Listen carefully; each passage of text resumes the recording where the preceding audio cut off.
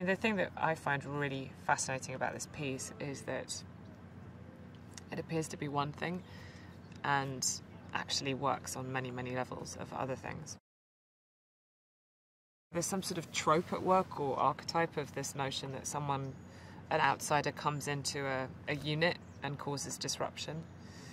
Only the disruption that is caused is sort of it becomes clear that it would have happened anyway. Like this is a unit that is fractious under the surface. It appears strong and something that is sort of impenetrable and then crumbles very easily. I'm playing a woman who has no idea who she is, and because she's put into threatening extreme circumstances, actually grows up and realizes that her marriage is not what she thinks it is. The things that she wants in her life are not the things that she thinks she is, and actually gets strength from a horrible thing, which is a kind of really interesting thing to play, and complicated because it's working on many, many levels. But you know, at the same time, she is very much the straight man and the audience, and she has to experience things as they happen. So there's a certain amount of understanding that I've got to tread a sort of subtle path. It's a really fascinating thing that Jason's doing with this character, is because I think people think of him very much as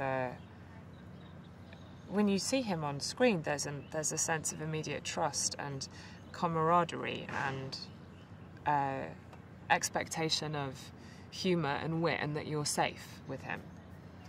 And what's fascinating about this role is that he can subvert that halfway through the film by saying all those things that make you think that I'm the perfect all-American cookie-cutter great human being and hero is actually a load of nonsense, and I'm actually really scary.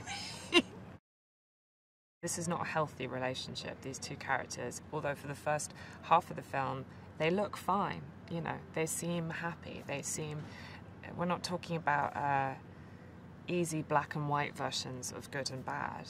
It's not so obviously bad that you go, oh, leave him. It's subtly and therefore much more pernicious in a way, because you don't see what's wrong with this relationship until something hideous happens to them, and then it becomes very, very clear. Robin didn't have an easy childhood. I spoke a lot about this to Joel, and it does come up in the script, but again, subtly. You know, she was definitely bullied. She was definitely the outsider. She was definitely the shy, geeky one in high school who was picked on by the cool girls.